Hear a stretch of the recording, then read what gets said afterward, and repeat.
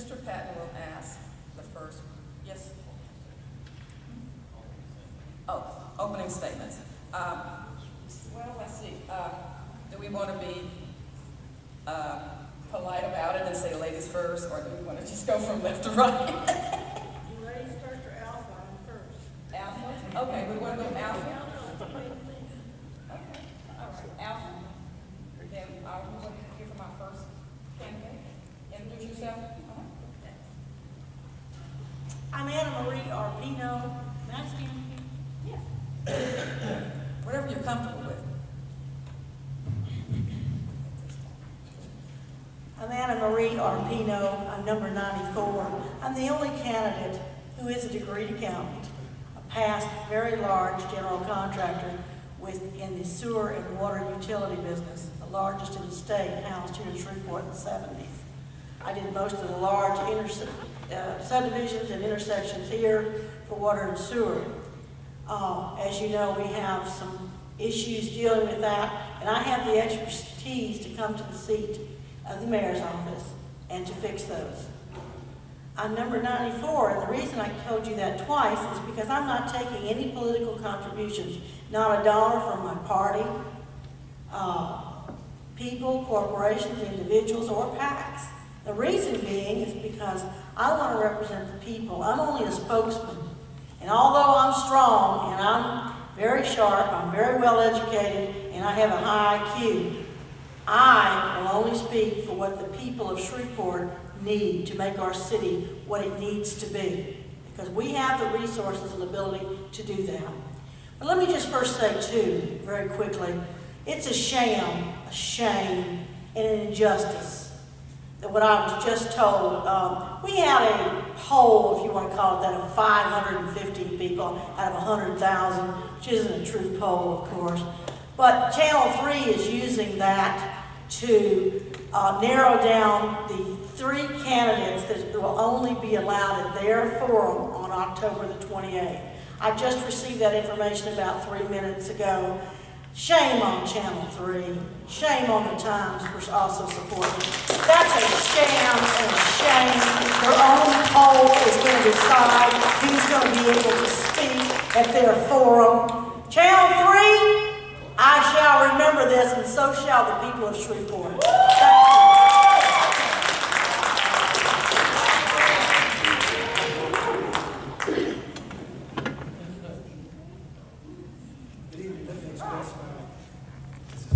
Can you all hear me? Good evening. Let me express my appreciation to the organizers of tonight's event. Let me echo the comments that I just heard from Ms. Arpino. I was also informed that I would be excluded from participating in the upcoming KTVS forum. I do think that that is an injustice. With just 1 week out from the election, I think the citizens of the city of Shreveport should have a right to hear from all the candidates. Having said that, my name is Sam Jenkins. I'm number 96 on your ballot. I would like to be your next mayor. As many of you may know, I represent the West Shreveport area on the Shreveport City Council. I think that we have worked together over the years to make West Shreveport a desirable residential area. We have on the books and we are implementing plans to address the repairs to our streets, and we work together to make sure that we kept undesirable elements out of our community. I think West Shreveport is a very vital part of the future development of our city as a whole. I know that firsthand, and I want you to know, as the next mayor, I will certainly look at West Shreveport as an area, one, that we want to maintain the character of the residential neighborhood, and secondly, that we want to complement it with businesses that will help sustain the area. I want to make sure that we are bringing in restaurants, shops. We will try to bring in business parks that will help complement this area. I want you to know how much I appreciate the citizens of West Shreveport for giving me the opportunity to represent you on the Shreveport City Council. I hope that I've served you well, and I'm asking you to take a look at my record and my experience. I believe that the city of Shreveport is ready for a fresh start, but that fresh start needs to be based upon experience in local government and a practical plan to move the city ahead.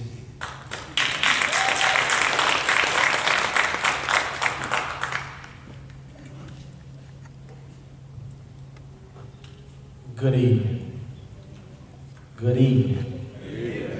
It's a good evening to me. I don't know about y'all, but it's a good evening to me. First, giving all glory, giving all honor, and giving all praises to my Lord and Savior, whose name is Jesus Christ. My name is Evangelist Melvin Gerard Slack Jr. I'm a candidate for the new mayor of Shreveport. Ballot number is number 98. I'm here running for the new mayor of Shreveport due to the fact of having a vision of a dream that I received from the good Lord above. And I did hear other candidates talk about KTBS and the times, but one thing about when you've been called from God, 1 Peter 4:12 said, think it not strange when the fiery trials come concerning what you have to deal with. So one thing about the polls, I don't know if anybody ever heard the rapper Lil Boots out of Baton Rouge, but he said, I want to go from the bottom to the top. And I don't have a problem being at the bottom because by November 4th, we will be at the top with your vote. Thank you.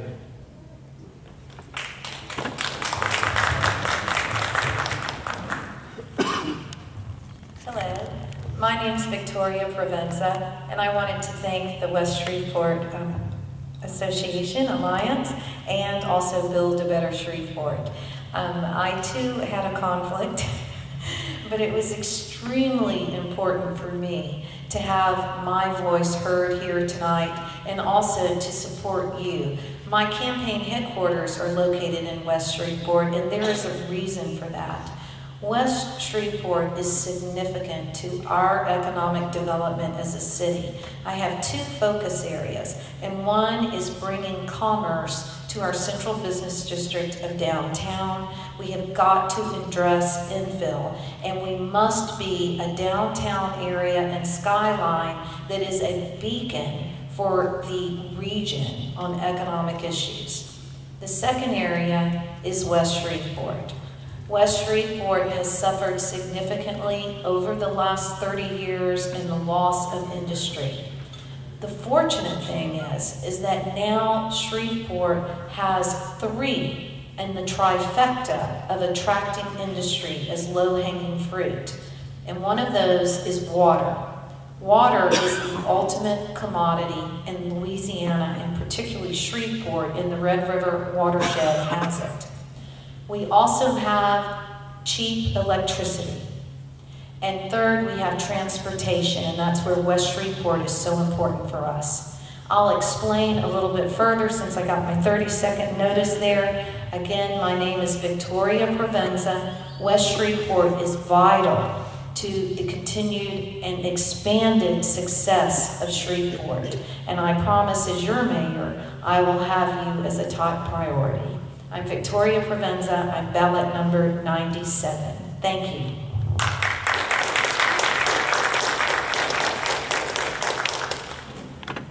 All right, I still feel very comfortable doing this, even though, despite some of the comments that have been made so far. And in reference to those comments, I guess I've been told that I just have to say, no comment.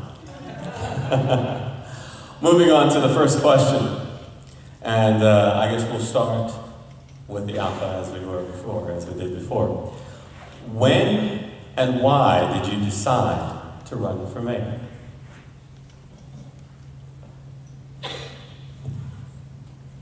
Let me just use a couple of seconds of my time. Devin, we know who to blame for this. We know who's responsible, and it's not you. Relax. Okay.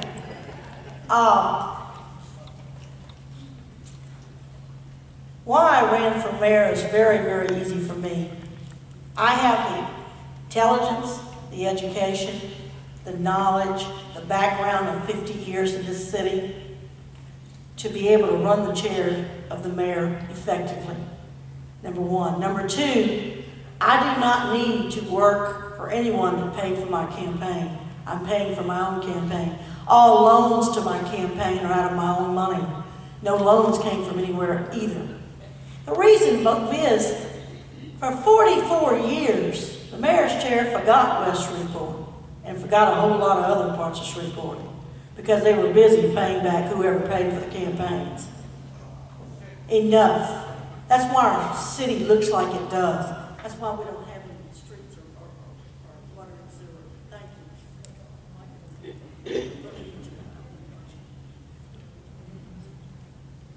I was born, raised, and educated here in the city of Shreveport. Shreveport is my home, so that's where it starts with me. As I came out of law school and established a business here in Shreveport, I saw so many of my friends leave the city to pursue their careers and other quality of life issues. It was my position that if everybody who was willing to help the city would leave it, then Shreveport would never be what we wanted to be. So I decided to remain and to try to give something back to my city. I decided to do that through the political arena. I served on the commission. I'm now served on the council. I do believe that in the office of mayor we can do more than what we've been able to do on the council because of the executive authority that goes with the office of mayor.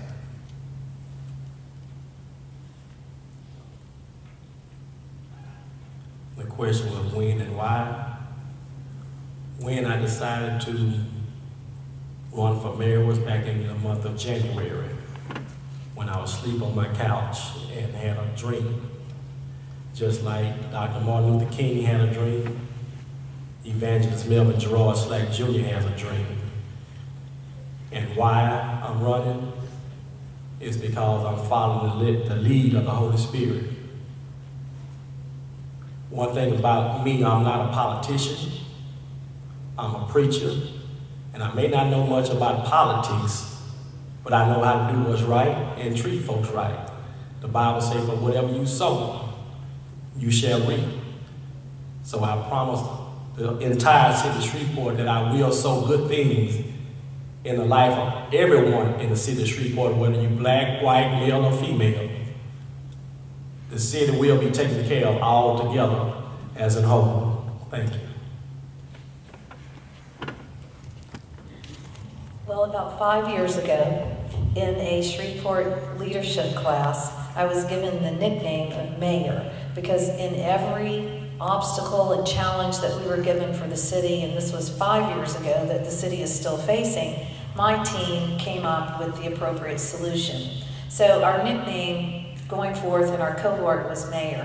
And that was kind of a, not a joke, but, friendly fire from friends. But when I actually decided, was 2 years ago, I was going to have to move away from Shreveport for the second time.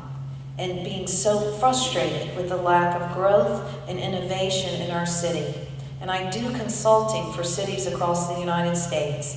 I made a commitment to give my life as a gift of service back to the city of Shreveport to bring us into vibrancy and prosperity that I've been able to help other communities. So my run and my decision was to truly... Thank you very much for those answers. Very nice. Okay, your second question for the evening is, what do you consider to be the most pressing needs for Shreveport, and how will you address them?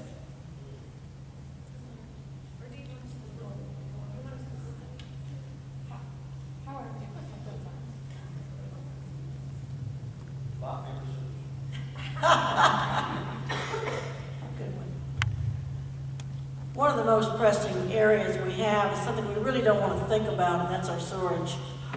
I have, I guess, about $160 million worth of water and sewer that I put into this town myself in the mid-'70s. None of those are the problem areas.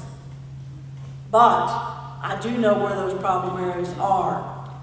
I do know how to fix it. I figured up the bid. As a matter of fact, I was at the city council it's just this week. I was invited to the mayor's conference table to look at the budget. It's going to cost about $12,629,000 to fix it. I know how to do that. I'm the only candidate that does. And when I do, we'll get away from a $37,000 a day EPA fine. Think about it. That could break our city. That's what's important. The most important, but I have 9 other things. And now that he had put sign up, streets and roads, jobs, I-49. And how much time do I have? I'll hold the rest of it. There are a number of issues that are facing our city that the next mayor must be prepared to handle from day one. Our infrastructure is a major issue that we must address. We do have in place both the funds and a plan to make repairs to our water and sewer infrastructure. I think that's very important because we cannot continue to build residential neighborhoods and bring in additional business and industry on an infrastructure system that is weak and crumbling. Secondly, we must focus on our local economy. We must put people to work right away, and I'm committed to doing that.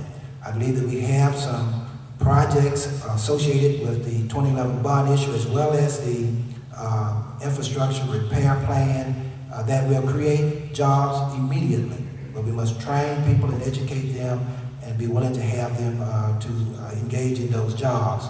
Thirdly, we must reclaim and revitalize our neighborhoods. We must keep them safe and clean.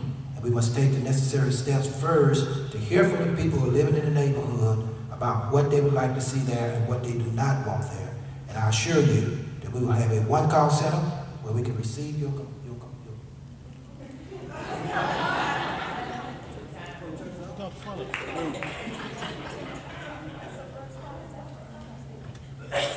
The question was the most pressing needs. When I become mayor, November 4th, the most pressing needs that I believe that needs to be addressed is the roads and the street conditions. First of all, because they are very ridiculous, because I just purchased 4 new tires on my truck behind these roads and streets here in the city of Shreveport, as well as we need to deal with the convicted felons all across the city of Shreveport to be able to give them jobs, as well as deal with the homeless people all over the city of Shreveport, because believe it or not, if you go down in the front of the courthouse after 5 o'clock, you see nothing but homeless people like you at a hotel. Also, all city workers, we want to give everyone in the city of Shreveport a raise because people are working for a little bit of nothing and doing a whole lot of work. And also, we want to get the teachers a raise, as well as we want to legalize marijuana medically as well as recreational right here in the city of Shreveport. The city of Shreveport will be the only city inside of the state to have to legalize marijuana. You know, one of the things that I've been is very consistent. So we were asked this question at the Southwood High School Forum, and the most pressing issue facing Shreveport is a diminishing tax base. We have to address that because that is what's going to provide the funding to fix all the infrastructure issues. I have a very strong economic development plan, not a vision. A plan that is proven and has worked at cities all across the United States that will be successful here. We are offering a free symposium for all the citizens of Shreveport, whether you're in economic development or not, on October 30th, and I invite you to come to my website, and I invite all of my opponents to join us, because whoever leads this city needs to understand how important it is for us to bring jobs. It's all about jobs and investment in our city, and I have the experience and the connections to do it. All right, thank you. I guess we could switch it up a little bit, and if Melvin, if you wouldn't mind leading off with the answers on this next question. Is that okay with you? All right. As the new mayor, how will you communicate with I'm sorry, did we ask that? No, cover. This is number 3. Sounds very similar to number 2. But as the new mayor, how will you communicate with and assess the needs of the citizens of the city? How will I assess the needs of the citizens? The way I will assess the needs of the citizens is what I'm already doing, what I have been doing since the year of 2003.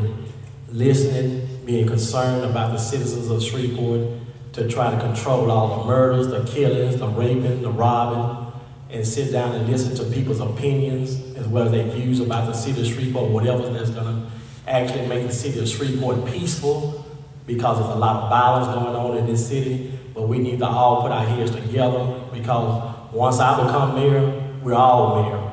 So It won't be just one person being the mayor. The city of Shreveport will be mayor, and I will be listening to the views and opinions from everyone, even the little children, because children have a voice too, and the children are our future. Just like my son, he's our future.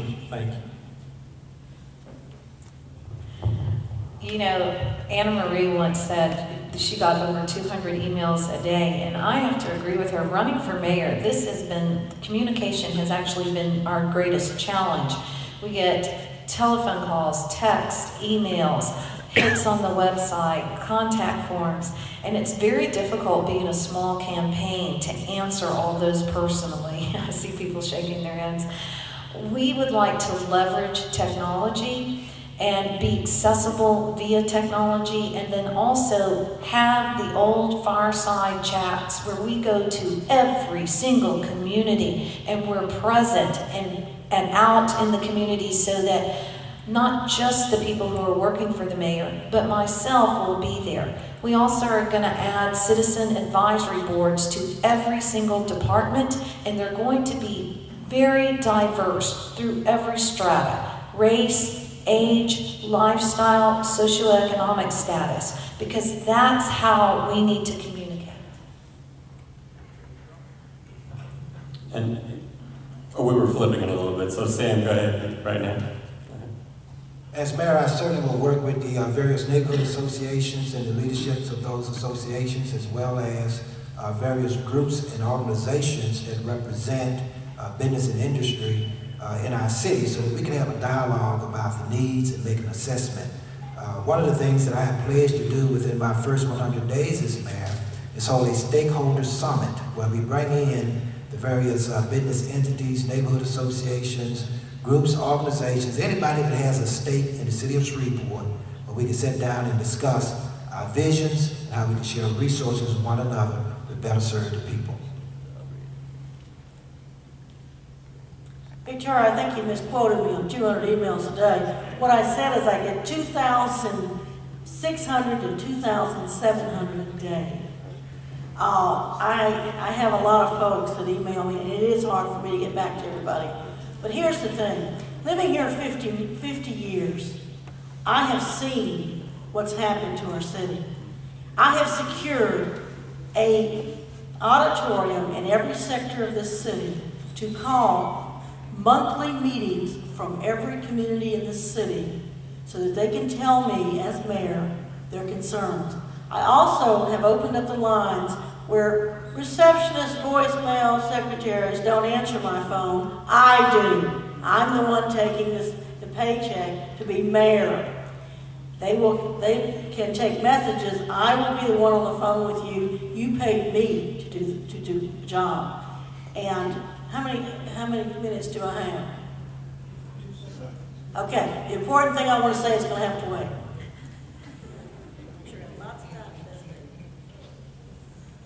Okay.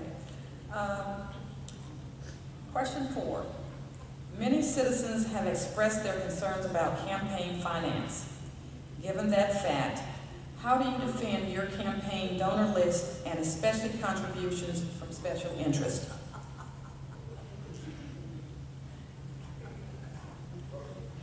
Let's start with Sam on the end there. Well, as everyone knows, the campaign reports filed by all of the candidates, and I certainly have always filed my reports.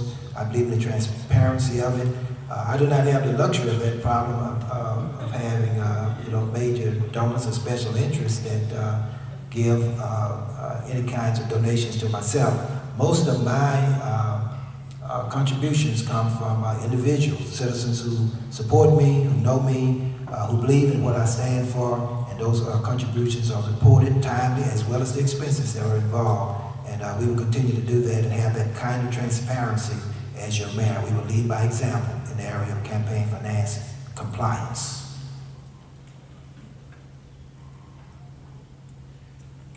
Zero means zero.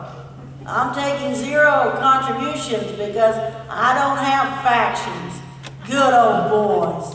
People to tell me what they want in our city, while our city, pardon my French, goes to hell. Because that's what's happened in the last 24 years. That's why I'm doing it the hard way. My paycheck's paying for everything, even my loans. Think back, 30 years worth of mayors. Did you get anything? Has anything changed? Water and sewer, roads? No. But look who the special interest that paid them. Boy, they're taken care of. It's time to step up and get an honest degreed accountant in there. Thank you. Thank you. I think that's an excellent question about campaign finance. Unfortunately, it is all online, and I encourage everyone to go look at the campaign finance reports of each candidate. There's 2 candidates that aren't here tonight to explain their position, but you can certainly review their campaign finance laws and get familiar. One of the things that I'm very frustrated with is that campaign finance laws don't have the teeth that they need to have, and that certain candidates have a tendency to just go, oops, it's a slap on the wrist. So when I do accept donations, a lot of my donors are actually $10 donors because I represent a group of people that's the most they can give. And everything that I will give back are to those people. Whenever I get a check, I make sure that there's not another hand extended, because my promise to the people is that when you give me a check to make me the mayor of this great city, you're getting vibrancy and prosperity.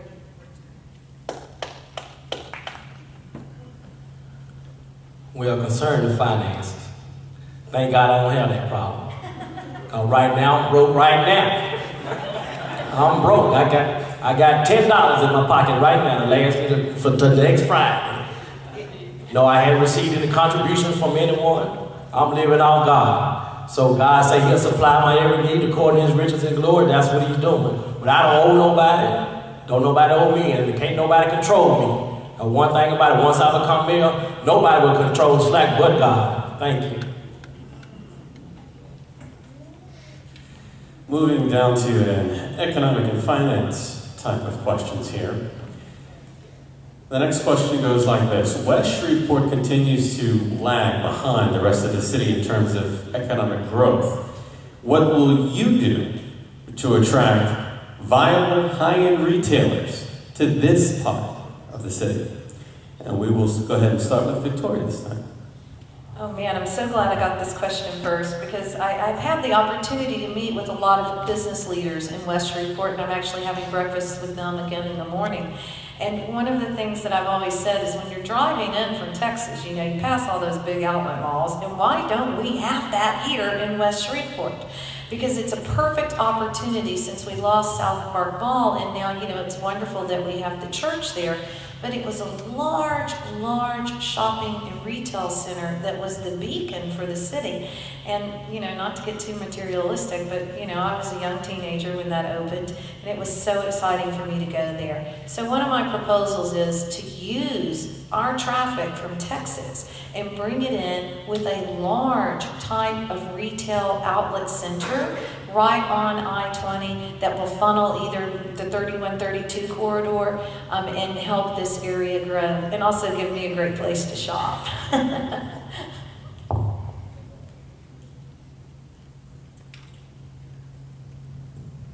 Victoria, the Texas people pass you West Shreveport by to get to the casinos. What we need to do with West Shreveport is one thing that I think everybody forgets. You all are the closest to the airport. As I told the Chamber of Commerce, I'm not going to do an economic development committee. I am going to be the one knocking on the other states and other corporations' doors to tell them Shreveport is open for business. And when I fly them back to Shreveport, the first part of the city we're flying into is West Shreveport.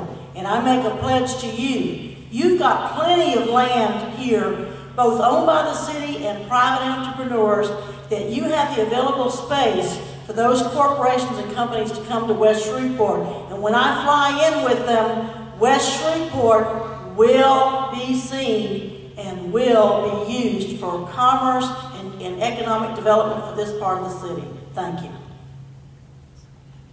What West Shreveport has to offer is space. It has space. But we want to make sure that we are bringing in business and our industry that is compatible with the residential areas that we have in West Shreveport. That has been a part of the bone of contention in this area.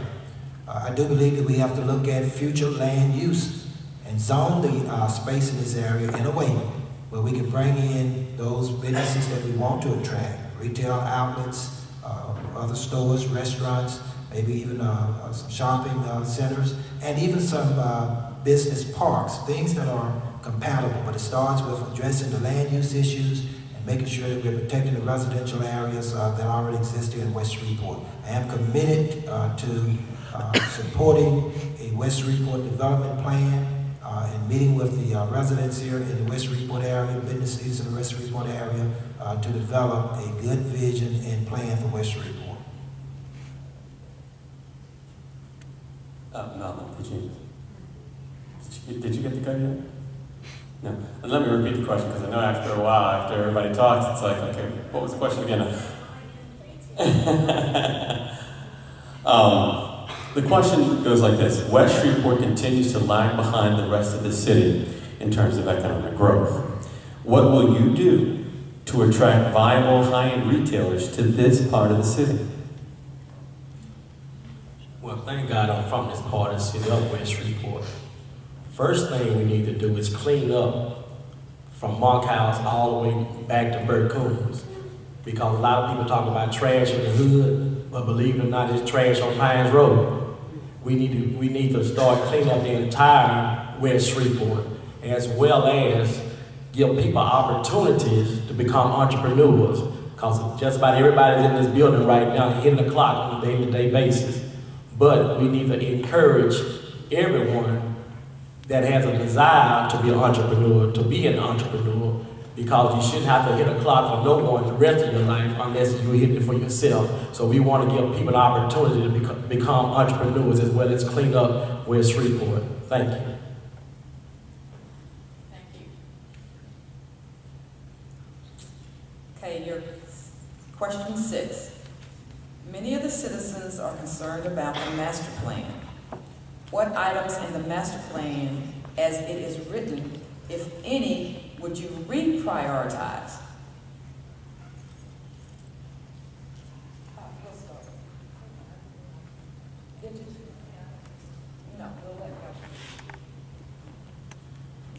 As far as the master plan is concerned, to be honest, I haven't seen anything good that we've done in the master plan. We got a lot of different things in the master plan that haven't even been taken care of. First of all, you know, we talk about a dog. We done talked about a dog park for about 2 years now. Dog park should have been taken care of. I have a dog. I would love to take my dog to the dog park. As far as the streets are concerned, we need to blacktop every street in the city of Shreveport that actually needs to be blacktop, all the way from the Texas state line all the way to Bossier City. So that will be a part of my vision as far as the master plan that we have for the city of Shreveport. Thank you. Okay, I'm just going to take just a couple of seconds out of my time to address the previous question. One of the things that I do is answer the question directly and not specifically the talking point that I want to deliver. The question was asked about high-end retail, and I answered with what my belief is that will bring high-end retail to West Shreveport. I actually sometimes go to Dallas to catch a plane, and I guarantee you I rush into the high-end Coach and all those retail outlet centers off of I-20 in Texas before I catch my plane, and sometimes on my long drive home. So I do apologize for that. I'm 100% supporter of the master plan. I think the greatest advantage that it has for us is it is a plan and not a vision for moving us into the 21st century. Oh, okay, so of that, the most important thing is connecting our neighborhoods and building our commerce throughout the entire city. When they revisioned the plan 5 years ago, I participated as a citizen on a lot of the citizen reviews, and one of the most important issues to me is that we talk about infrastructure, and infrastructure is extremely important. But we are a 21st century economy, and we have to address that.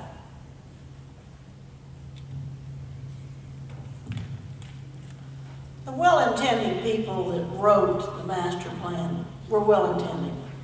But after the oil bust in Shreveport, you couldn't hardly buy a job here. And I was just coming out of the university with my degree in accounting coming home. Luckily, I became the city of Shreveport's accountant. But the master plan actually touches very lightly on the west side of the city. I'm not a great advocate of the master plan because it's not in reality of today. We have way too many people unemployed. We have half that many underemployed. We have most of our community now paycheck to paycheck. There's no solutions to any of that in the master plan. It all sounds great and pretty and colorful glassed, but we're in reality. We need jobs, water, sewer, streets, parks, and most of all, we need West Shreveport. As it relates to West Shreveport, we need to address the land use designations in this area. You know, we're talking about trying to bring in compatible businesses and retail shops in this area, but with the designations of most of the space out here being residential, agricultural, you're going to have difficulty doing that. You would never see the development that you may see in other areas that you leave from this side of town to go to Southeast Shreveport to see that we do not address the future land use issues that are now part of the master plan for West Shreveport.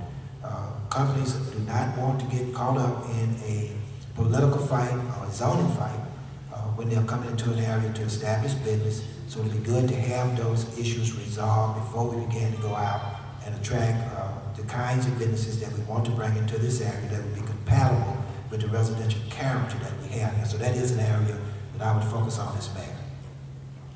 Thank you.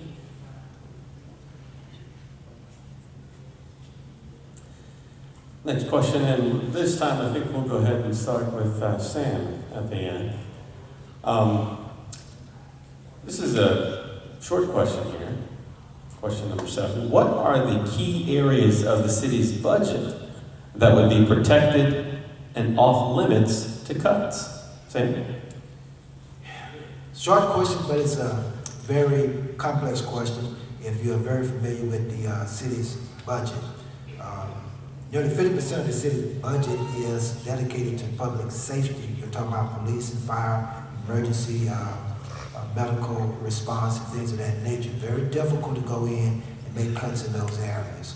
What I would do is I would ask every department to make a 5% reduction in discretionary spending so that we can realize some savings in that manner and help to build up our general fund operating reserve. A weak general fund operating reserve affects the financial viability of your city when companies are looking at it or when raters are looking at it. So we want to make sure that we have a strong operating reserve. I think savings realized through reduced spending would be the best way to go under the budget at this particular stage. Ms. Arpino? Being a degreed accountant, I can read the financial statements, and I have the audited financial statements 12/31/2013. Contractual services, outsourced contractors, there's almost 230,000 in each department. They need to go. There's only about 11 outsourced contractors that really need to stay on the city. I think when I looked at it, it was around 141. That's a lot of money I put right back into the city. Another thing I would can is $100,000 we're paying for the legislative lobbyist. Anybody ever seen anything a lobbyist has done for the city? If you do, let me know. I haven't seen it in 46 years. Okay, that's $100,000 coming back. Another thing I will not cut fire and police. Matter of fact, I'm going to get them raises. Okay, that's a done deal. I'm not going to cut garbage and the services and the things that we as taxpayers need. We pay our taxes. They need to have a raise. But all that money coming back with contractual services is easy for me to do that. Tori? I know it's a short question, but would you repeat it, please? Yes, no problem. What are the key areas of the city's budget that should be protected and off limits to cuts? Okay. The number one job of the mayor is public safety. And I agree with Sam that we have to keep public safety our number one priority. I take a different perspective, however, in that in reviewing the efficiency of the city, there are a lot of efficiency clauses that we can, and processes that we can put in that will ultimately save the city a significant amount of money. One of those is cleaning up the contracting process. By doing that, I don't see a need to actually cut any department, but once we make all of the departments efficient, then that will hold our answers. And then also we have, for audits and compliance, we're going to have a different area where not only employees can drive up concerns to increase revenue and reduce cost through fraud and waste, but also for the public to participate in that as well. So do you need me to repeat the question? No, sir. Okay. So this is good. The thing, what I will, once November 4th get here, what I will implement, and nothing will be done about it, is that we will get the sanitation workers a raise. They will earn at least $20 an hour starting November 5th. I'm going to implement the minimum wage going from $7.25 an hour to $10 an hour for the city of Shreveport. And we're going to make sure all city workers receive a raise. And as far as what I hear about the first, what to do as far as becoming mayor, my first year, I don't know about the rest of the candidates, but my first year, I will not even receive a salary. I won't even take a salary because I'm going to donate my salary back into the city of Shreveport. Thank you. Thank you very much.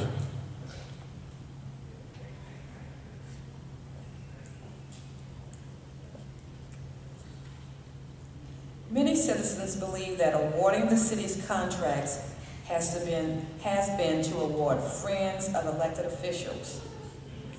What would you do to end this kind of cronyism and create a competitive process, and how would you ensure equity in awarding contracts to women and minorities? Let's start with Sam. Well, we certainly would want to support our women, minority-owned businesses. I do believe we need to revisit the Fair Share Plan. It's about 12 years old now, and I think there are some deficiencies there that we need to address to make sure that we are reaching the goals. We have never reached the 25% goal, and there has to be a reason for that. I think we need to go back in and see what the deficiencies are, and I believe some of those deficiencies may be the capacity of some of our women minority-owned businesses to take on the larger contracts. I do think that we've implemented now some programs like the Minority Suppliers Institute, which will help public and private companies to help build up capacity with women minority-owned businesses so they can take on some of the bigger contracts. I think we need to comply with the bid laws in our city and not get around them. Make sure the process is transparent, make sure that we are awarding contracts based upon the bid process and not upon any kind of deals or any kinds of friendships or relationships. And we need to make sure that that process is transparent.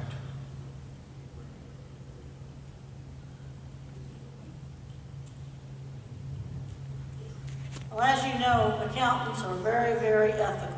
We don't mix our clients with our personal life. We don't mix our clients with anything that we do.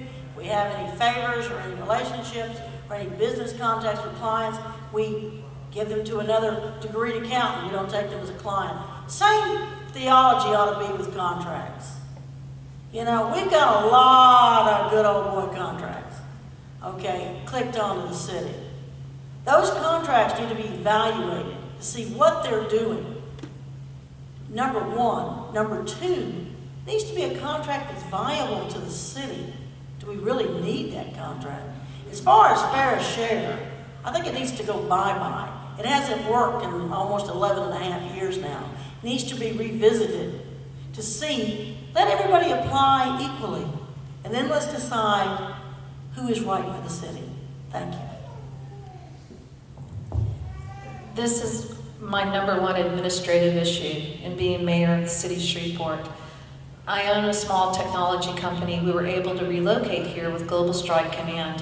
Most of my contracts are either at the municipal level, the state level, or the federal level. I have a performance matrix built on my company that I'm required to deliver each time I bid a contract. The City of Shreveport needs to keep a vendor database, and then we also need to have a performance matrix for all vendors on how they perform, because past performance is an indicator of future performance. Additionally, the contracting process has got to be blown completely open. The transparency of the process not only benefits all the competing vendors, but the citizens, because vendors go and look and see what was the most affordable price that was given before, and they are always trying to beat it. So once we open complete transparency of the contracting process, we can get away with the good old boys. As far as the contracts and the minorities, any contract that is sent out inside the city of Shreveport, we will not be bringing in anyone on the outside of Shreveport to come do any work inside of the city of Shreveport. All our work, all our contracting work will be considered for people on the inside of the city of Shreveport, because this is our city, this is Shreveport. And as far as the minorities, we want to give all minorities an opportunity to be like what I said before, entrepreneurs, because we have people that are homeless out here that have the ability to be entrepreneurs. We have convicted felons that have the ability to be entrepreneurs, and we have just poor people, period, that are less fortunate than others that have the ability to be entrepreneurs. But we will give everybody an opportunity to be an entrepreneur right here in the city. But like I said, we will keep everything within the city of Shreveport. Thank you. Thank you.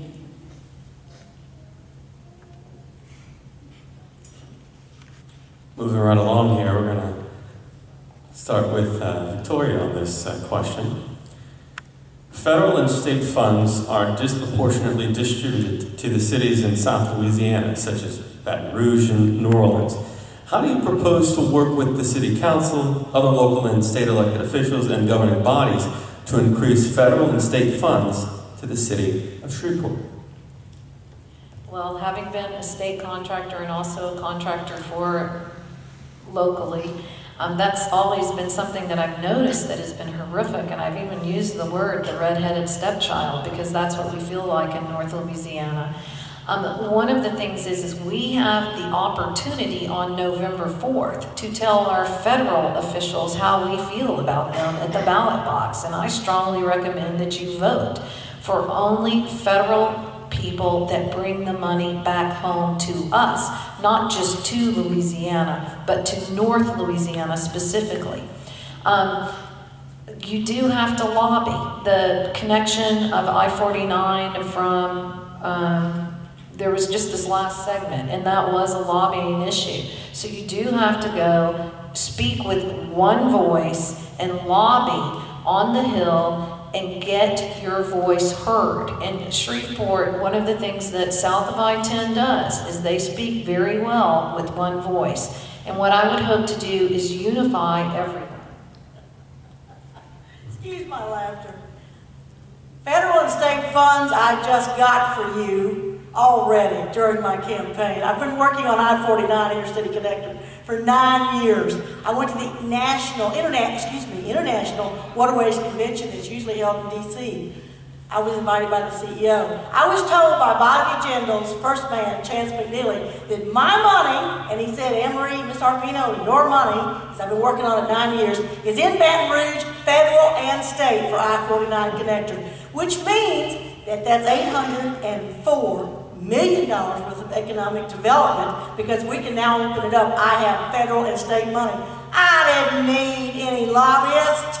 I did it for 9 years free for the citizens of Shreveport, Louisiana. Where was the lobbyist? I didn't see them. We didn't need them. 9 of us did it on our own for 9 years.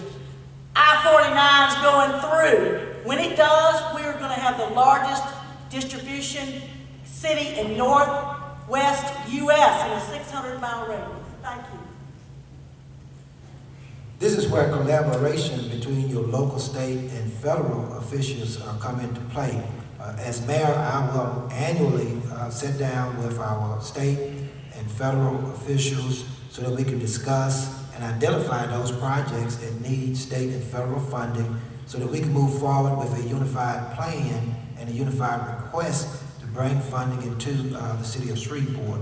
We also need to work with regional organizations such as the North Louisiana Economic Partnership and other economic development organizations such as that are working outside of the scope of the city of Shreveport but are working for the entire region. Because a lot of the money that comes into the area, especially from Washington, D.C., is not just designated for a city or municipality, they're designated for an area or a region. Melvin, would you like me to repeat the question? It was kind of a long question. There it goes. Federal and state funds are disproportionately distributed to cities like in South Louisiana, such as Baton Rouge and New Orleans. How do you propose to work with City Council and other local and state elected officials and governing bodies to increase federal and state funds to the city of Shreveport? Some people might not like this answer, but in order to get along with anyone, first of all, you got to pray. You know, a lot of people don't want to bring God into politics, but if you notice, they had to choose Barabbas instead of Jesus when they had a choice. But my plan is prayer. Whether people want to pray or not, we're going to increase prayer at the mayor's office because it's amazing. The majority of us attend church on Wednesdays, Sundays, etc. But we don't believe in the Holy Spirit. And the Holy Spirit can be anywhere, at all times, everywhere. So we need to start today praying for the city of Shreveport. But the city of Shreveport will begin to have prayer all over the city of Shreveport once I become mayor of Shreveport November 4th. Thank you. Thank you.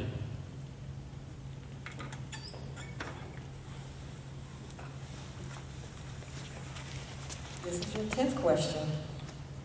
Please tell the group gathered here tonight whether you're for or against any new bond proposal.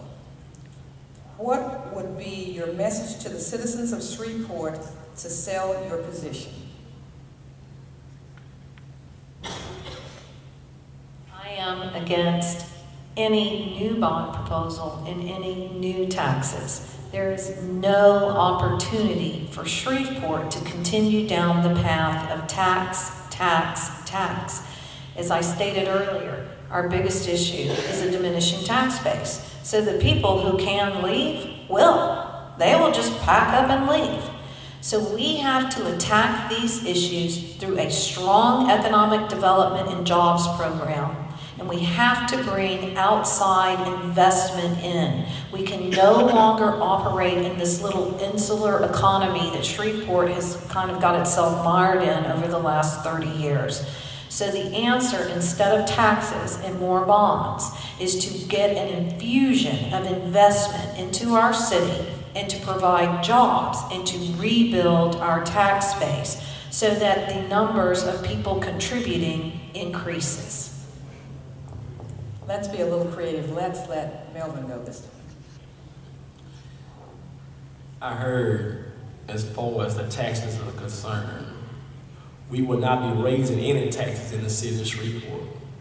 The taxes will stay the same, or either we will lower the taxes. And as far as the taxes are concerned, to bring more money into the city, once again, I'm going to encourage everyone to participate in legalizing marijuana. Medically, recreational, and if you have any questions about what I'm saying, please contact me at 318-946-8553 because it is a reasonable explanation for what I'm saying.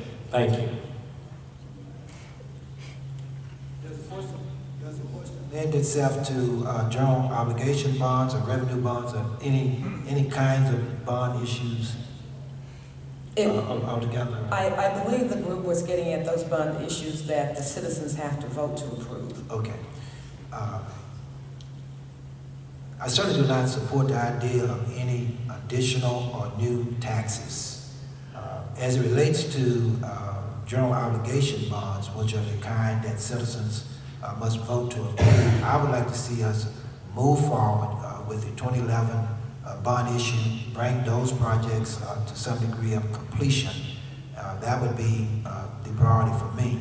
I am not aware, as I said here tonight, of any effort to move forward any kind of a new general obligation bond. I do know that there are some revenue bond matters that have come before the council that we are considering. Once again, revenue bonds are bonds that are generally propositions from the administration that is supported by the city council, a vote of the city council, and those bonds are generally paid through some kind of debt service from income that is already there. But I'm not aware of any general obligation bond matters that are on the books or just on the near horizon that would cause me any concern at this time.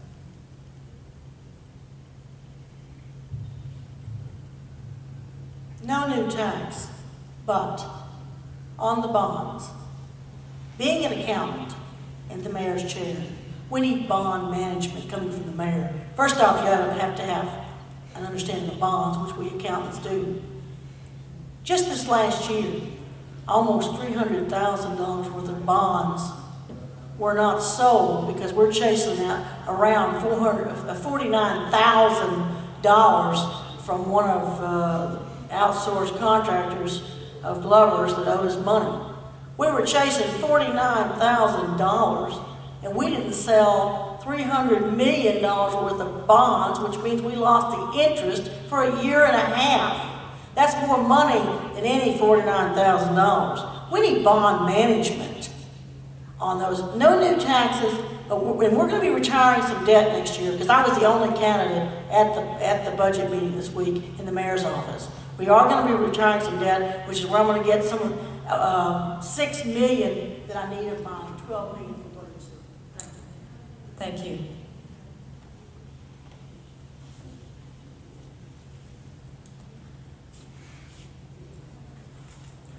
All right, this time we're going to start with Melvin. How familiar are you with the city's retirement funds? How would you make sure that funding is available to pay city workers a decent retirement? Believe it or not, as of right now, I just received 2 discs on the entire budget. But as far as the city workers, we're gonna definitely give them a raise. All city workers, no matter where they're working at in the city of Shreveport, they will receive a raise. And I know some people may not like that, but I'm gonna do exactly what God has showed me to do. Because you got many people working here in the city of Shreveport doing a whole lot of work, but not receiving any money for it. And as far as the benefits are concerned, we're gonna increase their benefits. We wanna make sure that when if they happen to have a son or daughter that needs to go to the hospital at any given time, then they'll have that opportunity to do that. Because a lot of people don't have an opportunity to go to the hospital when they're sick, but we will give them opportunity to do that. Thank you. All right. Let's jump over here to Ms. Arpino.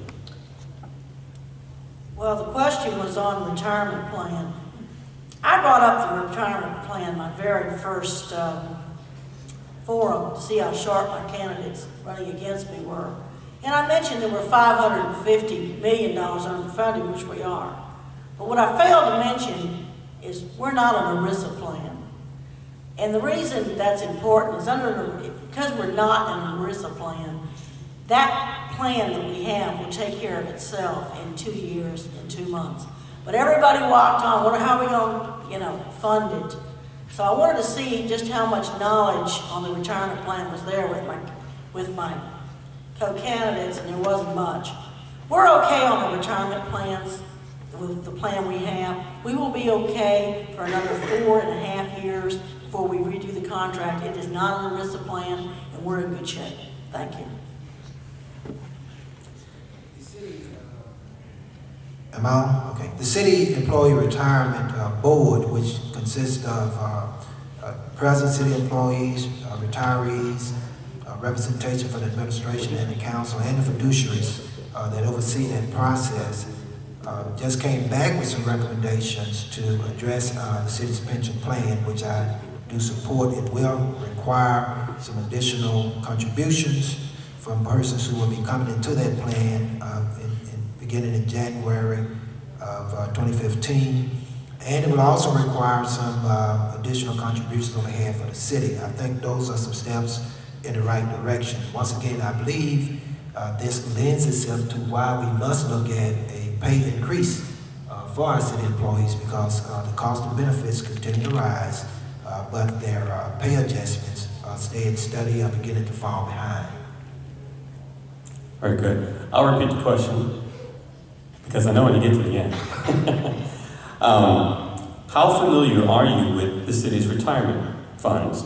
It's kind of a twofold question. And how would you make sure the funding is available to pay city workers a decent retirement?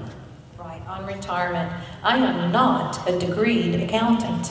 However, I went to the finance department to pull the numbers and the data because I was going to be interviewed by KTBS on this exact issue.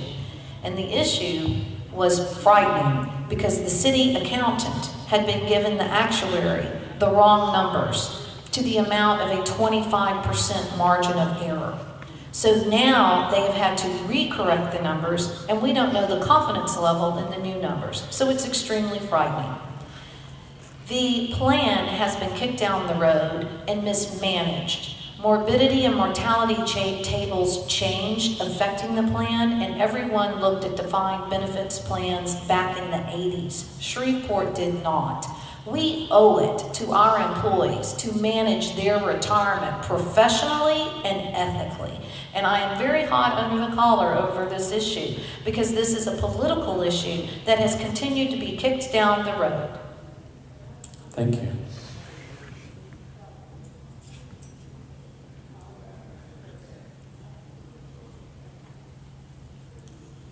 Okay, the next set of questions will go into infrastructure, property standards, and image. Geographically, District G is expansive with a variety of infrastructure needs. What do you believe are the most pressing infrastructure needs for the district, and how would you address them? Let's start with Melvin. As far as the infrastructure, if I'm not mistaken, as it concerns the streets and the roads. The streets all over Shreveport, I won't say all over Shreveport, but from Line Avenue all the way to about Burt Coons, Uri Drive, the streets are pretty decent. But from Line Avenue, headed back to the state line, a bunch of crumbled up roads, especially the Cooper Road area, which doesn't make a lot of sense. And we need to be trying to repair all of these streets that need to be repaired because they're in a very bad condition. And that, like, once again, that will be one of my first things that I do once I become mayor, as far as fixing these streets so that once you purchase a vehicle, you have a new vehicle instead of an old vehicle, but once you buy it. So we need to definitely fix these streets in the city of Shreveport. Thank you. Infrastructure beyond public safety is the second most important amenity that a government provides for its citizens. As regards to streets, I consulted with the City Council 5 years ago on a pavement management system, and they are now implementing that, and it is being put to work. What I recommend for all the citizens of District G and West Shreveport is that you have got to appear before your City Council people, because the money is going to be stretched very thin and the squeaky wheel does get oiled. So I strongly recommend, with your great advocacy that all of your organizations do, because you're one of the best in the city, is make sure that you get downtown to those City Hall meetings and you have your voice heard. The biggest thing that we're not addressing in infrastructure is our tech infrastructure is not existent. That's got to be built up, and where we have the greatest amount of growth in West Shreveport for industry, we're going to have to provide them with the technology infrastructure so that it will be attractive for businesses to come.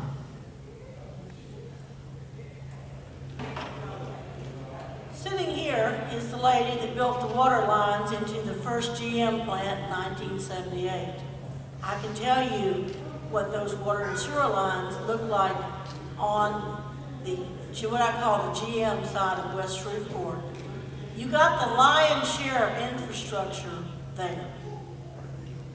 Where you're going to need the help, especially in the sewerage part of it, is from in front of the airport, down Monk House, going to the right, and Jefferson Page will hold tight, and then it's going to turn down Greenwood Road to the right. That's probably where your sewer is going to break first.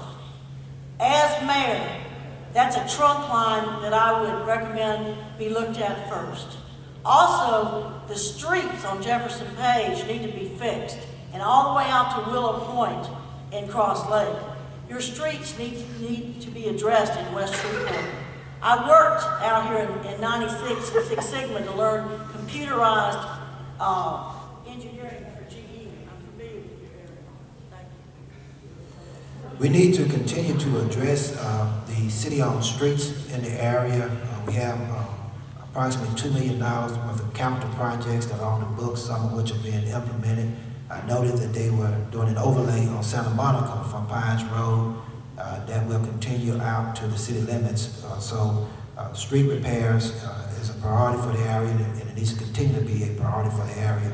I also think that we need to begin to look at developing office park type infrastructure in this area for some of the reasons that's already been stated. And we're going to bring in some of the businesses, shops, infrastructure for technology-based businesses, small businesses in this area. Then we need to make sure that we have venues available that we can market to those interested businesses. Thank you.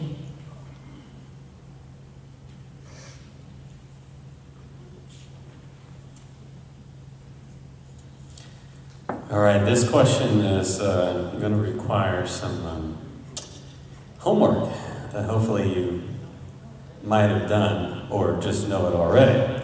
But we will start on this one. I'll start with Ms. Arpino on this one. And the question goes like this: what do you know about the Unified Development Code, UDC? And why is it important to the city of Shreveport, and especially to West and Southwest Shreveport? Ms. Arpino. The Unified Development Code doesn't speak as just to West Shreveport. I'm going to hold what I know about that right now to a later point. There's a reason. Thank you. Okay. Sam. I believe the Unified Development Code is a tool that can be used to take a lot of the politics out of the zoning issues that go on down at City Hall right now.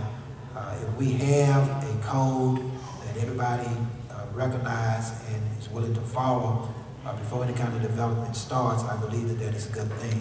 I believe that that is a work that is still in progress. I just want to make certain that whatever we come up with is something that's going to protect the neighborhood character, would not bring in heavy industry in the West Shreveport area, and would keep undesirable businesses and developments out of the West Shreveport area. That would be my biggest concern.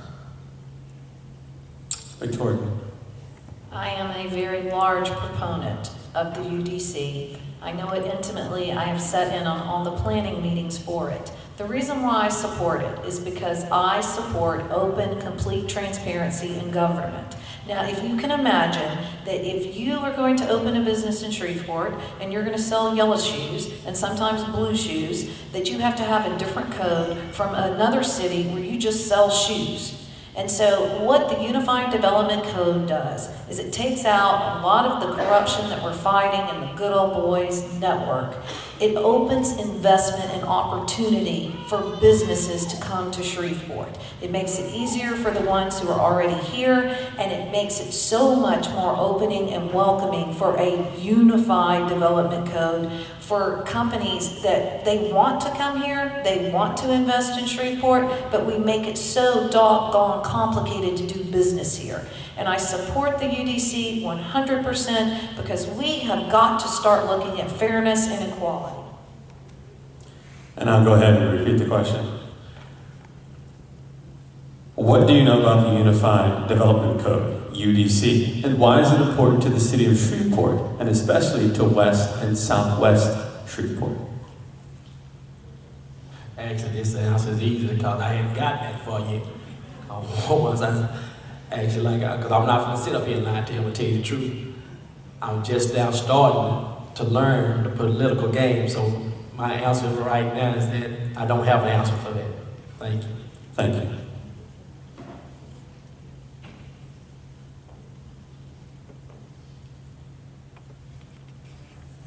How do you propose to work with the City Council and other local and state government bodies to bring about a high quality of life for all the citizens of Shreveport?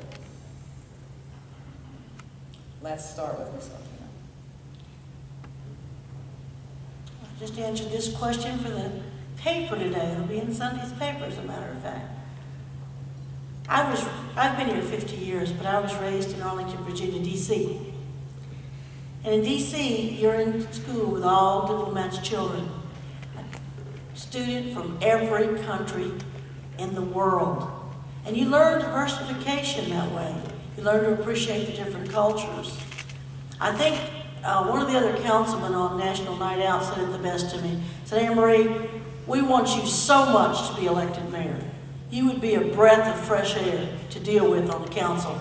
Because you're not a politician, you don't come in with a bunch of enemies, and we all like you and respect you. We look forward to working with you. You do well in dealing with all races, nationalities, and creeds. I said I should. Growing up in D.C. before my 50 years here, I was literally in school with every culture of the international world. Thank you.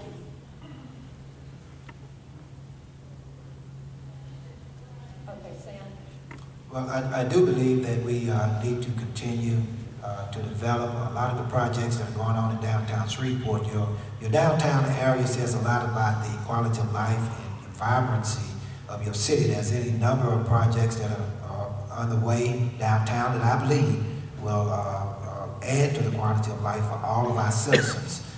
If you're not familiar with some of them, it would be good to become familiar with them.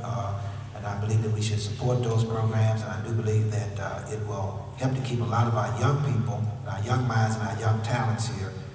Quality of life, to me, is not just fun and games and recreation, but it's also having affordable housing, having access to health care, issues like that we need to come together as a city and make sure that we have these things in place. And I certainly support those ideals and those objectives, and as mayor would lead the charge in those areas.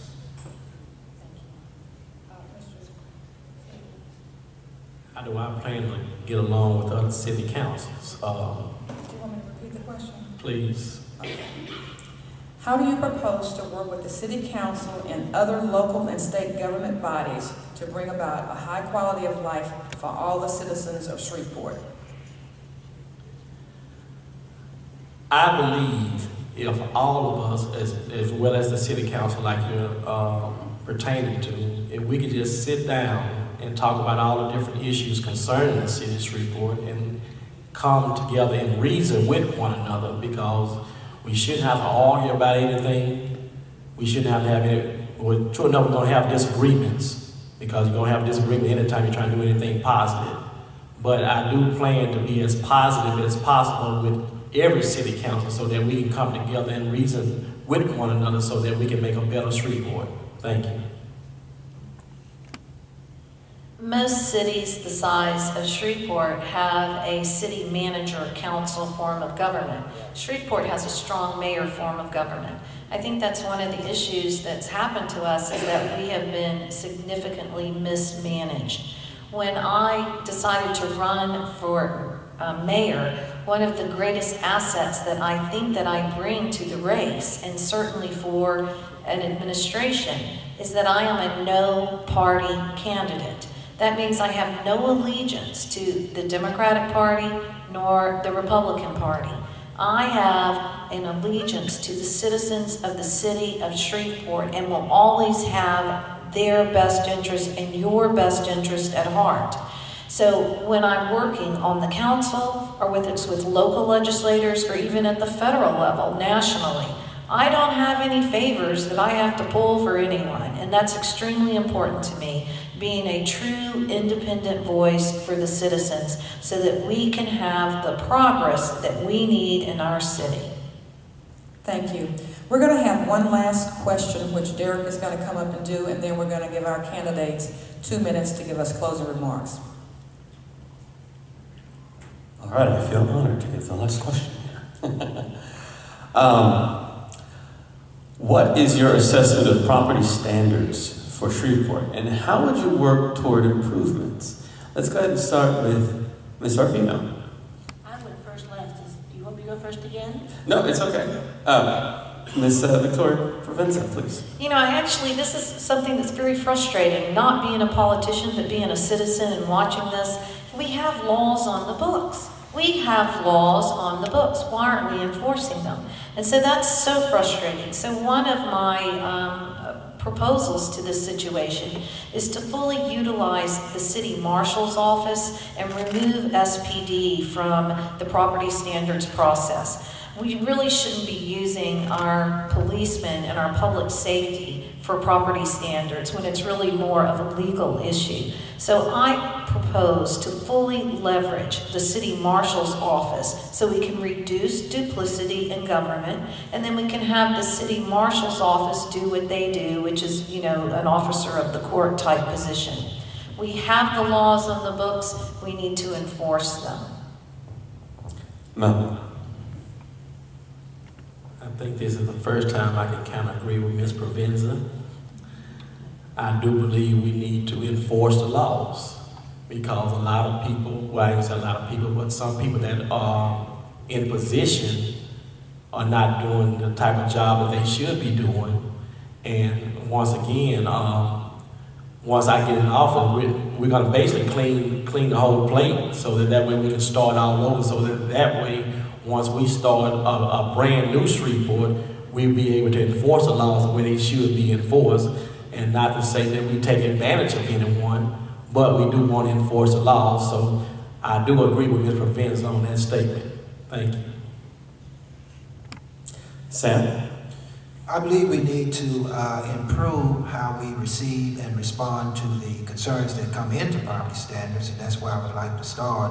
I would like to establish a central call line where citizens can call in to one number, make their concerns known, that we would track the concerns from the time they come in until the time we get them resolved. I think that's very important on the front end, that we do not bounce the complaint around from department to department trying to figure out who should be doing something. So a lot of complaints, concerns come through property standards, and we need to handle them in a more efficient way when they are reported. Secondly, I would like to establish an environmental court because, once again, I think one of the biggest problems we have in property standards is when people violate the code, they don't feel like much is going to happen about it. And we have a system in place that will require some accountability once a citation has been issued. I think that we would be able to modify the behavior of those who repeatedly and deliberately violate our codes. Ms. Arpino. We do have laws on the books, codes and ordinances that are not being followed. We do have some areas of our town that do not qualify as what I'd call correct as far as grass and the way the buildings and things look. But the reason they want the marshal's office to do it is because in the budget they have more money. And that's fine if they want to take over that. But what needs to happen, some of those places just aren't left. Some of those places are actually rented homes that small business owners are renting. I think we ought to forgive their property tax for the year that they use energy efficient savings to energy efficiate those houses and give them a tax credit for that. But also we need to have more teeth in correcting our city. Thank you. Thank you. Yes, everyone now has a chance to give us your closing remarks, so we'll start with Victoria. Well, I'll stand up because I need to stretch my legs. Do you guys need to stretch? Boy, this was a long forum, but thank you so much. Again, I do appreciate the opportunity. I know having a voice is extremely important, and in a democracy, we all need to have a voice. Your opportunity to have your voice is so important, and I'm asking for you to exercise your voice for me, Victoria Provenza, on November 4th. I'm number 97 on your ballot. I believe very strongly that I bring a unique skill set to address the city's challenges that none of my other opponents have. I have had to leave the city. I've not spent my entire career here. But with that experience of living in all 4 time zones, I've been able to look at best practices. I've been able to evaluate what other cities are doing, what works there, and what can make our city great. I very strongly believe in this experience, this message, and my passion to deliver this to the town where I choose to stay, the town where I choose to live, and the town that I love. So that I ask that you please give our website, victoriaprovenza.com, a further look. If you want to contact me, please do. I'm trying to get to as many contacts as I can. And then we also have one other thing that I'd like for you to do if you're undecided, or if you are already decided on your candidate, is please take the pledge. It's victoriaprovenza.com/pledge. We need to take our democracy back, and we need to hold our government officials accountable. I don't care who, well, I do care who you're voting for. I'd like for you to vote for me. But if you're committed already to somebody else, please hold them accountable. That's what's going to move our city forward. Thank you so very much for this opportunity.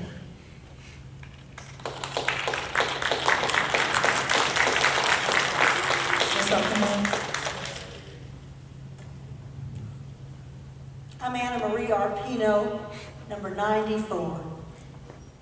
I'm not a politician, I'm a citizen. I'm an accountant, degreed accountant.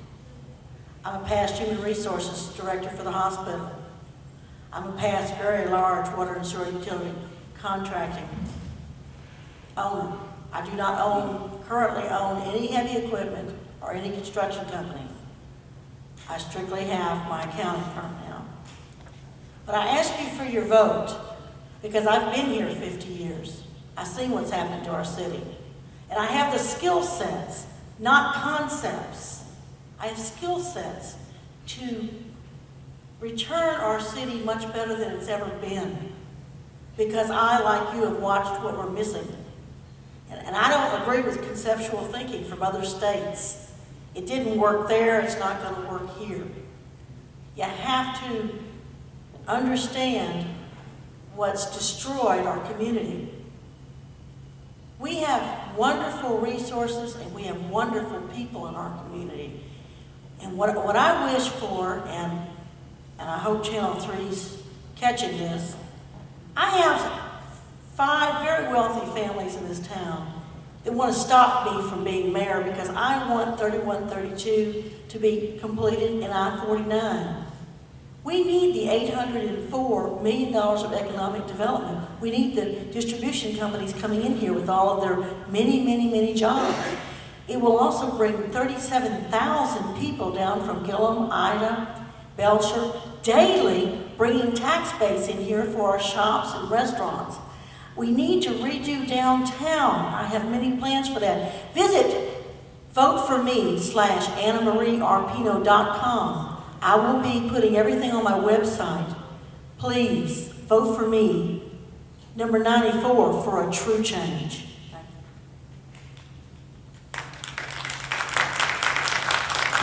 Sam.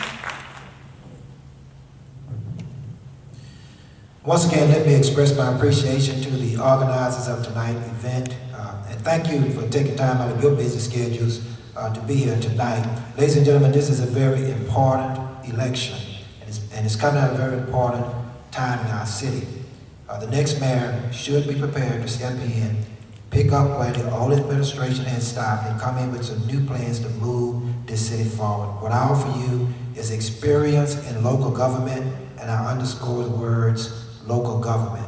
Local government is that level of government that is the closest to you, your home, your job, the neighborhoods that you live in. What you need in local government is someone who knows how to deliver services to you that the city is to provide. That is what I offer you. We work together here in West Shreveport to bring about many changes. We work together to keep things out of the neighborhoods that we did not want here. We have capital projects that are coming to West Shreveport at dollar amounts higher than in past decades. I promise you, as your mayor, we will continue to work in West Shreveport to make this area an area that will protect the integrity and character of the residents, but at the same time bring in those businesses we desire to have in this area. West Shreveport would not be ignored by Sam Jenkins' administration. We worked together in this area for much too long for me to do that. I say to many of my constituents out here in West Shreveport, you're not losing a councilman, you're gaining a mayor. My name is Sam Jenkins. I'm number 96. I would like to have your voting support on November the 4th. Thank you.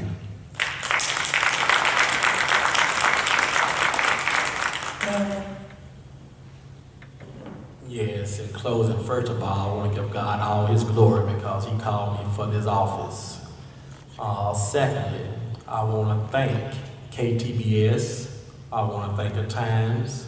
I want to thank everyone that has given me an opportunity to share my views and vision, what God has showed me in each segment that I've been in. Once again, I'm here due to the fact that God showed me a vision and a dream. And I'm living out my dream. My name is Evangelist Melvin Gerard Slack Jr. My ballot number is number 98. And I'll leave you with this here. The famous words by T.D. Jakes. If you're not ready for a new Shreveport, you better get ready. So get ready, get ready, get ready. Vote ballot number 98, Evangelist Melvin Gerard Slack Jr. Thank you. Thank all of you. Let's give all of our candidates a round of applause.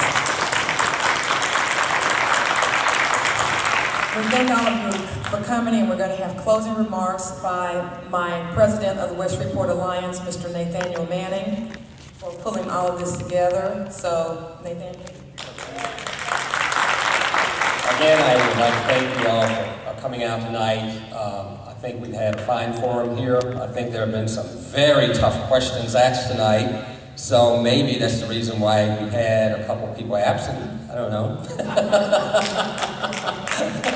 But I want to tell you this. I'm a statistician by education. I am a degreed statistician. So I want to say that I've done some analysis on the voting behavior of the people who are in this district. And we have like an 85% turnout in votes.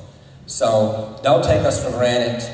We actually do show up at the polls.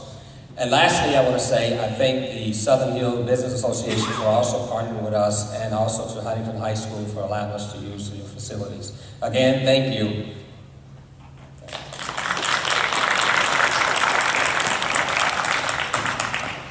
I think that's it.